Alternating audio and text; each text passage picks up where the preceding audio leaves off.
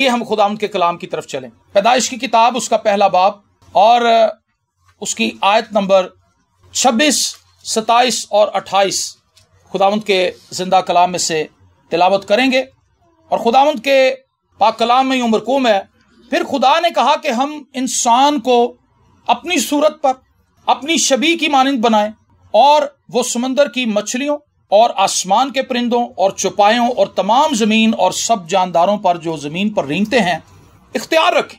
और खुदा ने इंसान को अपनी सूरत पर पैदा किया, खुदा की सूरत पर उसको पैदा किया, नरो नारी उनको पैदा किया और खुदा ने उनको बरकत दी और कहा कि फलो और बढ़ो और जमीन को मामूर व महकूम करो और समंदर की मछलियां और हवा के परिंदों और कुल जानवरों पर जो जमीन पर चलते हैं इख्तियार रखो। आमीन। खुदा ने इंसान को क्या किया जी? अपनी शबी पर, अपनी सूरत पर बनाया। आज हमारे पैगाम का जो उन्वान है वो है जी सेल्फी कल्चर। क्या उन्वान है? Selfie culture. सेल्फी का तो आपको पता होगा कि सेल्फी क्या होती है। दुनिया में पहली जो सेल्फी है वो एक अमेरिकन आदमी था, रॉबर्ट कॉर्नेलियस। 1839 में 1839 में उसने अपने ही कैमरे से, आपको पता है पुराने जमाने के कैमरे कैसे होते थे, बड़े बड़े कैमरे, उसने 15 से 20 मिनट लगाकर अपनी एक सेल्फी खींची थी। ठीक है, ये पहली सेल्फी है जो रिकॉर्ड हुई है। और अगर आप इसको विकिपीडिया पे जाके देखें, गूगल करें, तो वही बंदा आपको सब जगह पे नजर आएगा, रॉबर्ट कॉर्नेलियस।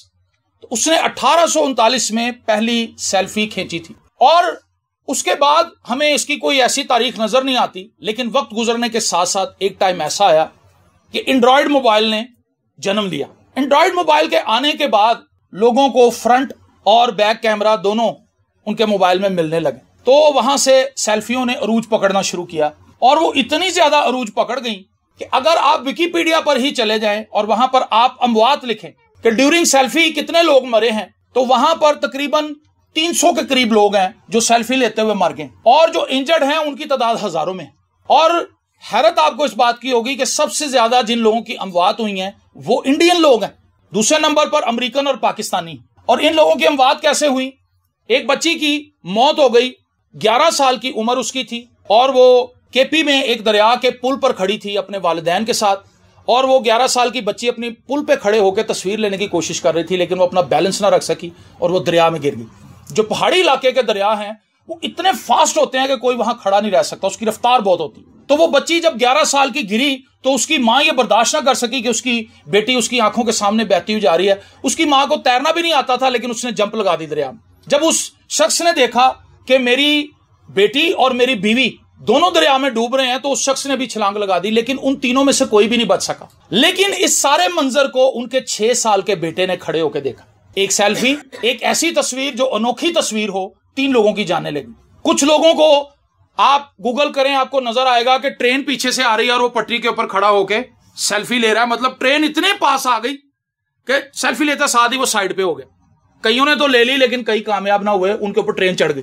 और बाद में वो तस्वीर लोगों ने उसकी निकाली, लेकिन वो बंदा मर चुका था। कई लोगों ने बहुत बुलंद इमारतों पर खड़े होकर अपनी तस्वीर उतारने की कोशिश की, लेकिन वो बुलंद इमारत से गिर गए। कईयों ने बिजली के साथ कुछ तजर्बात करने की कोशिश की और वो करंट लग के मर गए। कईयों ने अपनी टांगें तोड़वा ली, कईयों ने अपनी हड्डियां तोड़वा ली। लेकिन इस कल्चर को हम जोर पकड़ते हुए देख रहे हैं। ये एक बीमारी की तरह, एक जहनी मर्ज की तरह आज इंसानों को लाहक हो चुका है। आप चिड़ियाघर चले जाएं, आप बस स्टैंड पर चले जाएं, आप हॉस्पिटल में चले जाएं, आप दवाई लेने वाले की दुकान पे चले जाएं, आप स्टोर पे चले जाएं, आप शादी पे चले जाएं, आप जहां कहीं भी जाएंगे लोग आपको सेल्फियां लेते हुए नजर आएंगे। फिर ये एक बंदे तक महदूद नहीं रही, सेल्फी स्टिक आ गई। सेल्फी स्टिक ने क्या किया? उसने ज्यादा लोगों को कैप्चर करना शुरू कर दी, क्योंकि उसका रॉड लंबा होता है, कैमरा जरा पीछे चला जाता है, वो ज्यादा लोगों को कवर कर लेता है। तो लोगों ने क्या किया? सेल्फियां खींचनी शुरू कर दी। लेकिन मैं आपको बताना चाहता हूं, कभी शायद आपने इस चीज पर गौर नहीं किया कि हम सेल्फी लेते क्यों। कभी आपने सोचा है ये जेडे सेल्फियां लेंदे क्यों सेल्फी ले रहे हैं? हम अपने आप को देखना चाहते हैं कि हम कितने खूबसूरत हैं, किस एंगल से हम कैसे लगते हैं। मैं आपको बाइबल में से बताना चाहता हूं, आप खूबसूरत हैं क्योंकि आप खुदा की शबीह पर। और हैरत ज़दा आप उस वक्त होंगे ज्यादा जब हम इस पैगाम को आगे लेकर चलेंगे कि खुदा ये नहीं चाहता कि हम अपनी बैरूनी सूरत के ऊपर ध्यान लगाएं। यहां पर जो खुदा ने अपनी सूरत और शबीह पर बनाया है वहां पर मकसद खुदा की जात की सिफात है, खुदा की पाकीज़गी, खुदा की हिकमत, खुदा की मोहब्बत, खुदा का जलाल, वो सारी चीजें जो खुदा की सिफात में शामिल हैं, उसकी पाकीज़गी, उसकी नेकी, वो सारी चीजें खुदा ने आदम के अंदर डाल दी। आदम इस चीज से खुदा की मानिंद था कि उसके अंदर खुदा की जात की सिफात मौजूद थी। ठीक है ना? तो हमारे लिए ये इतना जरूरी नहीं कि हमारा आउटर कितना खूबसूरत है, हमारा आउटर कितना खूबसूरत है। हमारे लिए इंपॉर्टेंट चीज ये है कि हमारा इनर कितना खूबसूरत है। हम आज सेल्फियां ले लेके अपना बुरा हाल कर रहे हैं, और इस कदर ज्यादा एडिक्शन मैंने लोगों को देखी है कि वो दौराने गुफ्तगू भी तस्वीरें ले रहे होते हैं। मैं ऐसे लोगों से भी मिला हूं कि हम उनसे बात कर रहे हैं और वो सामने फ्रंट कैमरा ऑन करके अपनी तस्वीरें ले रहे हैं और खुद ही हंस रहे हैं। क्या ऐसे शख्स को आप नॉर्मल कह सकते हैं? ऐसे शख्स को आप नॉर्मल नहीं कह सकते। ऐसा शख्स एक ऐसी मेंटली हालत के अंदर चला गया है जहां उसे हर वक्त इस चीज का ख्याल रहता है कि मैं अपनी तस्वीर खींचूं, उसको अपलोड करूं और लाइक्स और कमेंट्स आए। क्या आपको खुद नहीं पता कि आप अच्छे हैं? क्या आपको खुद नहीं पता कि आप खूबसूरत हैं? जब तक आपको दूसरे नहीं बताएंगे कि आपका ये ड्रेस अच्छा है, उतनी देर तक आपको तसल्ली और तस्कीन नहीं होगी। इसका मतलब है हमने अपनी जिंदगी दूसरों के सुपुर्द कर दी है। हम अपनी जिंदगी दूसरों की आइडियोलॉजी, पसंद और नापसंद पे गुजारने के लिए मादा हो चुके हैं। आपने एक महंगा सूट खरीदा, तस्वीर खींच के लगा दी, किसी ने लाइक ही ना किया, इससे लोगों ने ज्यूम करना शुरू कर दिया, लड़कियों ने लड़कों ने, एड्रेस मेरा सही नहीं आएगा, किसी ने कमेंट ही नहीं किया, किसी ने लाइक ही नहीं की तस्वीर। अगर मुझे ये जैकेट सही लग रही है तो मुझे से क्या लगे किसी को अच्छी लग रही कि नहीं लग रही। अगर मैं इसमें कंफर्टेबल हूं, अगर मैं इसमें इजी हूं, सो व्हाट, मुझे क्या प्रॉब्लम है दूसरों से। मेरा कोई लिबास वल्गर नहीं होना चाहिए, उसमें बेहयाई नजर नहीं आनी चाहिए, बाकी इट्स ओके, ये ठीक है। आप अपनी पसंद पे चलें और अपनी जिंदगी को आसान बनाएं। दूसरों के कमेंट्स पर, दूसरों के लाइक के ऊपर अपनी जिंदगी ना गुजारें। और फिर जब उन्हें उसी शादी में खींची गई कोई तस्वीर, उसके लाइक्स आना शुरू हो जाते हैं, फिर वो उसके दूसरे क्लिप्स भेजते हैं, नंबर 2, नंबर 3, नंबर 4, एक गुलदस्ते कोल, एक शीशे कोल, एक फ्लोर दे उत्ते, एक स्टेज दे उत्ते, और दुल्हा दुल्हन के आने से पहले वो अपनी तस्वीरें खींच लेते हैं, स्टेज पे बैठ के पहले ही अपनी परफॉर्मेंस दे लेते हैं। टिकटॉकर आ जाते हैं और वो जल्दी जल्दी से अपने टिकटॉक बना लेते हैं, क्योंकि उन्हें पता होता है कि बहुत अच्छी लोकेशन बनी हुई है, लाइटिंग बड़ी अच्छी हुई है और हमारा बड़ा अच्छा माहौल बन जाएगा। और वो चल के आ रहे हैं, पीछे म्यूजिक चल रहा है, चलो जी 15 सेकंड का क्लिप, 10 सेकंड का क्लिप। आप क्या कर रहे हैं शायद आपको पता ही नहीं। आप अपनी जिंदगी को तबाही के दहाने पर लाकर खड़ा कर, आप अपने आप को उल्लू और बेवकूफ बना रहे हैं। आप अपनी जिंदगी को उन कामों में धकेल रहे हैं जिनसे आपको कुछ हासिल होने वाला नहीं है। अगर आप टिकटॉक जो स्टार्स हैं उनको देख लें, लड़कियों को देख लें, लड़कों को देख लें, उनमें से ज्यादातर जिनसी बेरारवी की तरफ चले जाते हैं। कई लड़कियों के रेप हो गए और उनके अपने साथियों ने उनके साथ बदसलूकी की और उनको मार भी दिया बाद में। टिकटॉक से आपको पैसे नहीं मिलते, बल्कि आप इतने मशहूर हो जाते हैं कि आप हर एक शख्स के शिकंजे में आ जाते हैं। आप अपने आप को प्रेजेंट कर रहे हैं कि वी आर अवेलेबल। क्या ये खौफनाक चीज नहीं? वो घर की बेटियां जो इज्जत से घर में बैठे हैं, वो अपनी तस्वीरें अपलोड कर रही हैं, वो अपनी वीडियोस अपलोड कर रही हैं, कभी दुपट्टा इधर कर रही हैं, कभी इधर बाल बना रही। That is dangerous. ये खतरनाक चीज है। हम अपनी फैमिली कल्चर को, स्ट्रक्चर को तबाह कर रहे हैं। ये सेल्फी कल्चर हमें ले बैठे। बड़े बड़े समझदार लोग, बड़े बड़े अच्छे लोग, वो इस काम के अंदर इन्वॉल्व होते जा रहे हैं। लोग अब इसको बुरा नहीं समझते और बल्कि एक दूसरे से पूछते हैं कि आजकल तेरी को तस्वीर ही नहीं आंडी। खुदा ने हमें किस चीज पर बनाया जी? अपनी सूरत और अपनी छवि पर। आज हमारे लड़के और लड़कियां वक्त से पहले अपने आप को मैच्योर समझने लगते, क्योंकि वो समझते हैं कि लोग तो हमें कबूल कर रहे हैं, लोग तो हमारे पे कमेंट कर रहे हैं, लोग तो कहने भी तू बड़ा अच्छा है, तू बड़ा हैंडसम लग रहा है, तू बड़ी अच्छी लग रही है, तू बड़ी क्यूट है, तू फलां है, तू ढिमकान। और वो अपने आप को वक्त से पहले मैच्योर समझना शुरू कर देते और उनके वालिदैन पे ये प्रेशर आ जाता है कि हमने इनकी शादियां करनी है। आपने अगर कभी चिड़िया को देखा हो, चिड़िया अंडे देने से पहले घोंसला बनाती। हमारे लड़के और लड़कियां कुछ भी नहीं होना तो ब्याह दी हाथ चुकी होंगी। चिड़िया हमसे ज्यादा सियानी, उसको पता है कि भी मैंने अंडे देने हैं, अंडे दांगी किथे। शादी तो करने के लिए मैं प्रेशर डाल रहा हूं, काम तो मैं करदा कोई नहीं। शादी के लिए मैं अपनी माँ को तंग तो कर रही हूं, ना मुझे खाना बनाना आता है, ना सफाई करनी आती है, ना मुझे कपड़े धोने आते हैं, मैनू तो चज ना सूट भी नहीं तय करना आता। शादी अगर मेरी हो गई तो मैं करूंगी क्या? चिड़िया को पता है कि मैंने अंडे देने हैं और मैंने घोंसला बनाना है, लेकिन हमारे बच्चों को इस जिम्मेदारी का कोई पता नहीं। मैं आपको एक बात बताऊं, औरत सबसे ज्यादा अगर किसी चीज पे फख्र करती है तो उसके अपने शोहर की कमाई है। और अगर शोहर कमाई ना कर रहा हो तो फिर डेफिनेटली वो खुद काम करती है, कमाती है और उससे अपना घर चलाती है। लेकिन औरत के लिए सबसे ज्यादा फख्र की चीज उसके अपने शोहर की कमाई है, जो उसका शोहर कमा रहा है। तो अगर लड़का काम ही नहीं कर रहा, ਵਿਆਹ ਕਰਕੇ ਲੈ ਆਇਆ ਤੇ ਕਦੀ ਅੱਬੂ को 1000 रुपया ਲੈ ਕੇ मोटरसाइकिल ਤੇ ਬਹਿ ਗਿਆ ਆਪਣੀ बीवी ਨੂੰ ਲੈ ਗਿਆ कभी ओनू क्या कि अपनी अम्मी को 1000 रुपया फाड़ ला व्हाट इज दिस ये क्या है ये हमाकत है ये कोई इज़्दवाजी जिंदगी का मजा नहीं है अपने आप को जिम्मेदार बनाएं आपने अपने चेहरे को तो चमका लिया आपने अपनी शक्ल को तो रोशन कर लिया कपड़े तो बड़े खूबसूरत पहन लिए लड़कों का एक सेम जो तस्वीरें खींचने वाले उनका सेम फैशन है उनकी पैंट थोड़ी सी ऊंची होती है बाल उनके उठे होते हैं बटन उनके खुले होते हैं कोट उन्होंने तंग सा पहना होता है लॉकेट उनका लटक रहा होता है जी मुंदरियां उन्होंने पाइयां होंगी और उनका सेम फैशन है इस नौजवान को जिसको तस्वीरों पे कमेंट्स आ रहे हैं ये बड़ा खुश हो रहा है इसको ये सोचना चाहिए कि मैं काम कोई नहीं करता मैं निजात याफ्ता नहीं हूं मैं दुआ नहीं करता मैं कलाम नहीं पढ़ता मुझे बड़ों को अदब करना नहीं आता मैं अपने माँ बाप का ताबेदार नहीं हूं मैं कलीसिया के अंदर नहीं जाता मैं कलीसिया का रुकन नहीं हूं मैं खुदा से दूर हूं मेरे अंदर हिकमत की कमी है मेरे अंदर जहालत है ये वो चीज है जी जिसकी सेल्फी आपने लेनी मैं आपको सेल्फियों की आज इजाजत दे रहा हूं लेकिन इनसाइड सेल्फी ले क्या मैं ताबेदार हूं कृच नहीं तू ताबेदार नहीं फेल क्या मैं निजात आता हूं टिक नहीं आप अगर अपनी अंदर की सेल्फियां लेंगे तो सारी धुंधलियां आएंगी खुदा ने हमें अपनी सूरत और अपनी शबी पर बनाया है खुदा ये चाहता है कि हम अपने अंदर झांके ना कि अपने आउटर पे ही लगे रहे अगर हमारा अंदर तब्दील हो रहा है तो उसका असर हमारे जाहिर पर जरूर आएगा लेकिन अगर हमारा अंदर तारीख है और बाहर रोशन है तो फिर हम सफेदी फिरी हुई कबर है कबर बाहर से तो मार्बल लगा हुआ है खूबसूरत शीशे वाली तस्वीर लगी हुई है उसके इर्द गिर्द फूल लगे हुए गुलाब के फूल हैं जी गेंदे के फूल दरख्त लगा है छां आई हुई है लेकिन अंदर मुर्दे की सड़क यसुमसी ने यही तो कहा था तुम सफेदी फिरी हुई कब्रें तुम ऐसी रुकाबी हो जो बाहर से तो बड़ी चमकाई गई है लेकिन अंदर उसके जंग लगा हुआ है अंदर उसके बदबू आ रही ताफुन उठ रहा उसके अंदर मेरे अजीजों आज इस सेल्फी कल्चर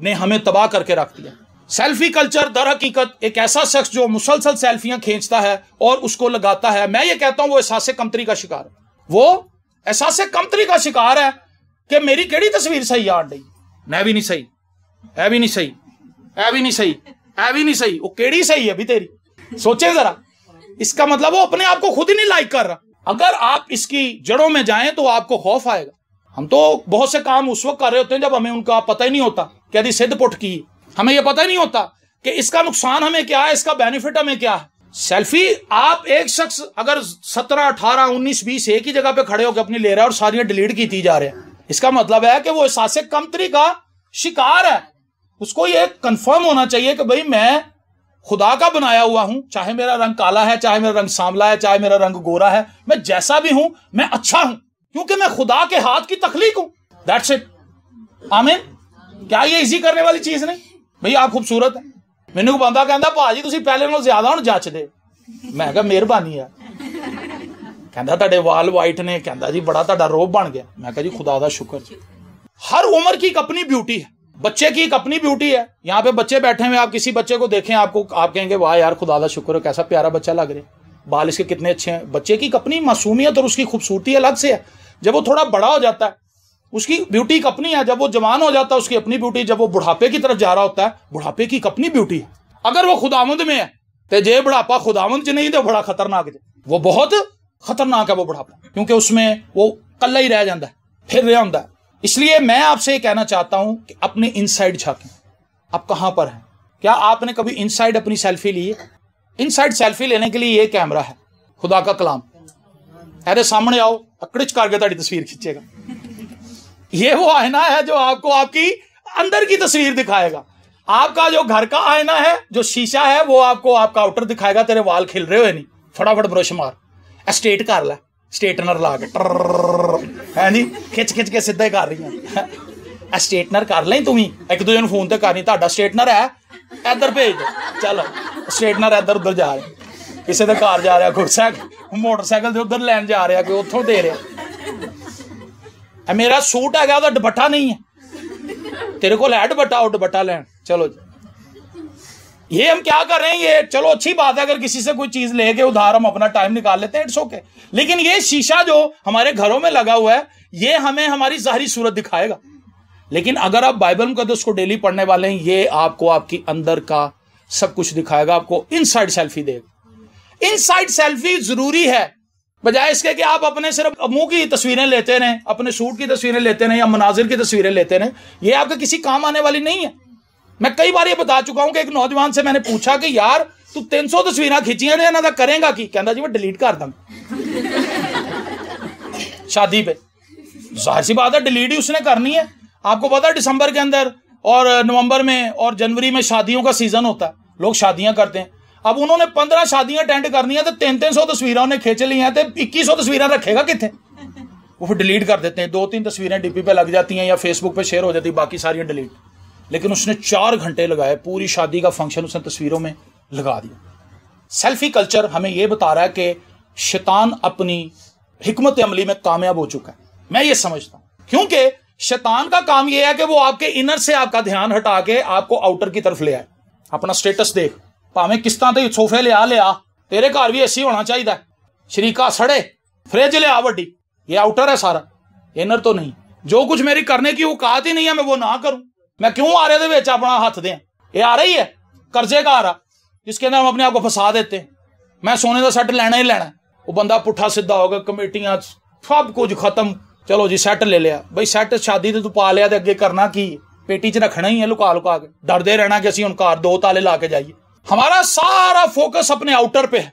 हम अपने आउटर को बेहतर बनाना चाहते हैं लेकिन हमारा इनर तारीख से तारीख होता चला जा रहा है। हमारे अंदर से पाकीज़गी खत्म हो चुकी है। हमारे अंदर दुआ करने का रुझान खत्म हो चुका है। हम कलाम पढ़ने के लिए तैयार नहीं हैं। हम खुदा के कलाम की ताबेदारी करने के लिए तैयार नहीं है। हम मोहब्बत से खाली होते जा रहे हैं। हम हसद से भरते जा रहे हैं। हम नाउमीदी और फ्रस्ट्रेशन से भरते जा रहे हैं। ईमान हमारे अंदर से निकल चुका है। निजात की यकीन दहानी आज तक हमारे अंदर नहीं कि हम निजात पा चुके हैं या नहीं पा चुके। सेल्फियां लें, मैं फिर कह रहा हूं सेल्फियां लें लेकिन अपने अंदर की लें ताकि आपको अपनी असल हालत का पता चले। मेरे अजीजों, चर्च में आने का मकसद यह है कि आप तालीम पाएं। चर्च आप इसीलिए तो आते हैं ताकि आपको कोई ऐसी बात बताई जाए ताकि आप उस पर सोचें, आप उसको देखें, आप उसको समझें कि हम कर क्या रहे हैं। बहुत से बच्चे अपनी तालीम का नुकसान कर चुके हैं इसीलिए क्योंकि उन्होंने अपना ध्यान टोटली तौर पर इस काम के लिए वक्फ कर रखा है और वो फेसबुक, व्हाट्सएप, इंस्टाग्राम इन चीज़ों पर इतने ज़्यादा बिजी हैं कि वो तालीम के लिए उनका दिल नहीं करता, पढ़ने को दिल नहीं करता। माँ बाप कहते हैं बेटा पढ़ ले, हाँ जी अब्बू जी मैं पढ़ रहे हैं, मैं पढ़ रहे हैं, हाँ जी अम्मी जी मैं पढ़ रही हैं। माँ उससे किचन का काम नहीं करवा रही कि मेरी धी दे पेपर ने, तो धी है नहीं सोच रही कि मेरी माँ कली हांडी पकान रही है तो मैं तस्वीरें खिंची हांडी है जी, मैं ब्लर करन रही हूँ, ट्रीटमेंट कर रही हूँ। ऐप्स डाउनलोड करते हैं फिर उसको खूबसूरत बनाते हैं। ये देखें एक और धोखा। क्यों जी? एक तस्वीर पहले खींचते हैं फिर धोखा देते हैं उसको और आर्टिफिशियल बना लेते हैं कि उसके ऊपर पता नहीं कौन कौन से ब्लर फेर देते हैं, उसको खूबसूरत बना देते हैं और उसको एक ऐसा प्रिंस की तरह ताज भी लगा देते हैं कि बिल्ली का मुंह बना लेते हैं, वो कुत्ते का नक ला लेते हैं और अपनी हालत बिगाड़ लेते हैं। और लोग कुत्ते के नीचे कमेंट करते जा रहे, वाह यार तू बड़ा जाचर है। मतलब उसे ये बता रहे हैं कि तू इंसान सही नहीं था, तू कुत्ता सही लगना। हम अपनी शक्ल खुद ही बिगाड़ रहे हैं। यहां तक कि हमने इनर तो अपना बिगाड़ ही लिया लेकिन हम अपने आउटर को भी नहीं छोड़ रहे। हम नकली लोग हैं। रियाकार जो होता है ना वो नकली बंदा होता है, आपको पता। तो ये रियाकारी की इंतहा है। मैं समझता मैं अगर सांवला हूं या मेरा कोई भी कलर है मैं उसको कर करके गोरा कर करके मैं अपलोड कर दूं। हुण जेडे मैनू सही जानते हैं उन्होंने तो पता है कि याद असल रंग ने, वो क्या कहेंगे कितनी मेहनत की थी। घर में गंद पड़ा हुआ है। औरतों को मैंने देखा है ड्राजा दे विचों दी मोजे बाहर लटकन डे, बू आ रही घर में से। और तस्वीरें उनकी जाके देखें, शादियों पे उनके फैशन देखें। आप उन औरतों को देख के कहेंगे यार की औरतां ने, और उनके घर जाके देखें बैतुल खुला का माहौल पेश कर रहे। काइयां लगी हुई, ना उन्होंने बेसन को साफ करना, ना किचन साफ है, गंदा किचन, ऑयल फैला हुआ हर तरफ। इससे क्या समझ आती है? आप बतौर बीवी, बतौर औरत जो जिम्मेदारियां उसकी थी वो उनसे दस्तबरदार हो चुकी। वो अपने घर को मैनेज नहीं करना चाहती। वो कहती भी घर की है, मैं हम सफाई कर दी रहा, मैं अपनी तस्वीर ना चढ़ावा है। वो जी ड्यूटी वो किन्ने पूरी करनी। हम बनाए गए थे खुदा की छवि पर। खुदा ने हमें हिकमत और दानाई दी थी कि हमने अपनी लाइफ को मैनेज कैसे करना। एक बीवी को यह पता होना चाहिए कि मैंने अपने घर को मैनेज कैसे करना। एक माँ को यह पता होना चाहिए कि मैंने अपने बच्चों के साथ किस तरह से पेश आना है। एक बाप को यह पता होना चाहिए कि मैंने अपने बच्चों की परवरिश कैसे करनी है। मैंने उनका रुझान खुदा की तरफ लेकर आना है। मैंने उन्हें खुदा के घर में लेकर आना है। खुदा के कलाम की बाबत उनसे डिस्कस करनी है। उन्हें खुदा का कलाम सिखाना है। मसीह की पहचान की तरफ उन्हें लेकर आना है। उन्हें यह बताना है कि खुदा के घर में कैसे जाते हैं, कैसे बैठते हैं, वहां बैठने की तरतीब क्या है। खुदा का कलाम सुनना है, प्रस्तिश करनी है, गीत गाने हैं, खुदा की तमजीद करनी है, खुदा की सताइश करनी है, खुदा के काम के लिए अपना हाथ बढ़ाना है और फिजिकली तौर पर भी खुदा के कामों में पार्टिसिपेट करना है। हमने ये सिखाना अपने बच्चों को। लेकिन हम क्या सिखा रहे हैं? सेल्फी खींचना। बच्चे भी लगे हुए, छोटे छोटे बच्चे भी, क्योंकि उन्हें जो कुछ देखने को मिल रहा है वो वही कर रहे। तो मैं आपसे कहना चाहता हूं, अपने अंदर झांकी, अपने अंदर देखिए, आपको नजर आएगा कि आपका बाहर ठीक है, अंदर बहुत ज्यादा काम होने वाला है। अपनी जिंदगी खुदावंद को दें, अपनी जिंदगी दुआ के लिए वक्फ करें।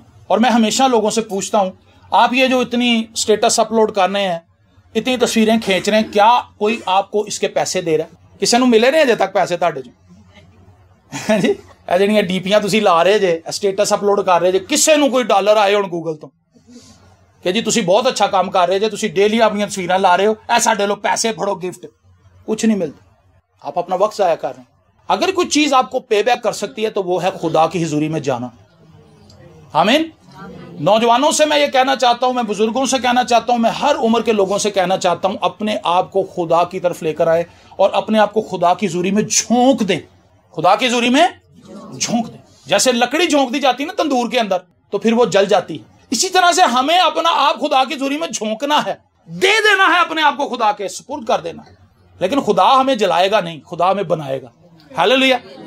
तंदूर में तो लकड़ी जल जाती है, लेकिन खुदा की हुजूरी में जो शख्स जाता है वो रिफाइन होकर बाहर आता है, वो रिफाइन होकर बाहर आता है, वो कुंदन बन जाता है, वो एक अमीर चीज बन जाता है, वो खुदा के जलाल का बर्तन बन जाता है।